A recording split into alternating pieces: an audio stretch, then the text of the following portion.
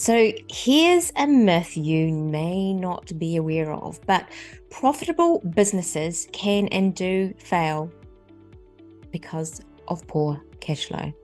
So what is really important in your business is that you understand your key drivers of your cash flow. So to assist you with that, we thought we'd go through with you our 5 pillars of growth for any business, which shows how you can increase your profit and improve your cash flow. But before we do that, it's really important to understand that we've got our foundations right and we've made sure that the current performance of the business is being measured and monitored correctly. And to ensure that our Xero is all up to date, we've got real-time data, all the reconciliations are done, and we can really rely on that financial information before we can even look at how we might grow your business. So for business growth, there's 5 pillars. The first one is increase your sales. And there's 5 ways that you can increase sales. We can increase our client retention rate. So that's looking after our existing customers and clients. The second would be to generate more leads or inquiries by having a better marketing in place for our business, which would have better lead generation. So increasing the number of leads. Then we've got to think about our actual sales process with those leads or those prospects, and our prospect conversion rate is the third way to grow the sales.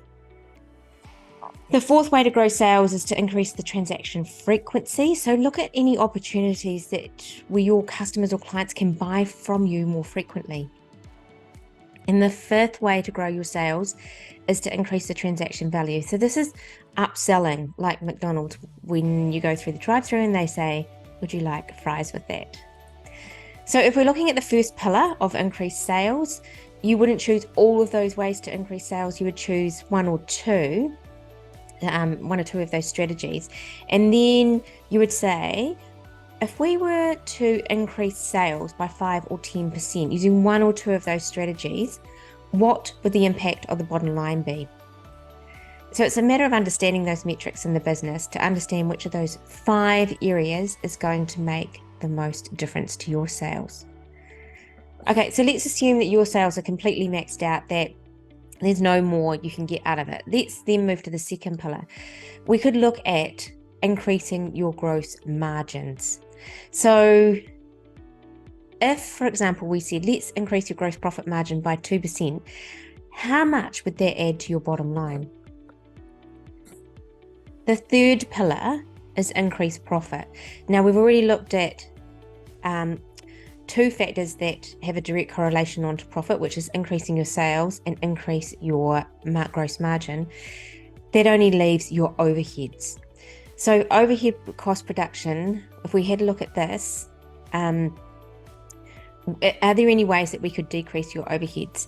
Now, we're not talking about decreasing your marketing costs or your accounting fees. In fact, your accounting fees would probably go up, or getting rid of your software technology, because that's really critical to your business.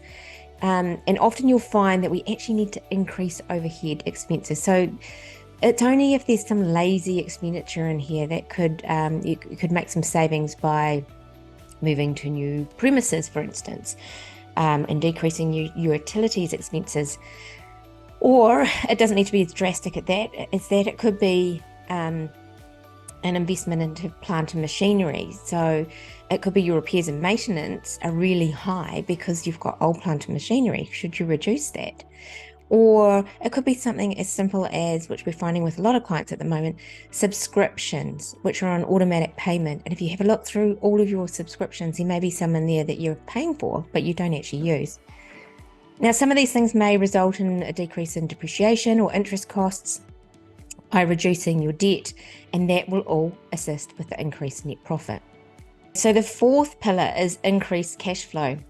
And here's where we're looking at the balance sheet, and we may look at reducing your debtors or your work in progress or your stock, for instance. So we might see whether that reduction of those items could improve your cash flow.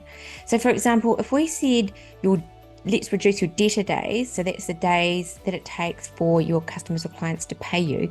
If we could reduce that by 5 days, how much more cash flow would that put into the business?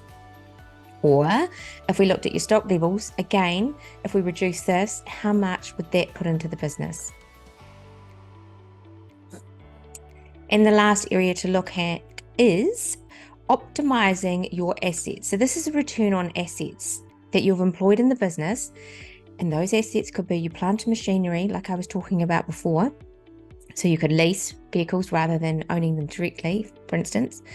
And that could not only improve your interest costs or your profitability, or it might be that it can just give a greater return without having as many assets involved.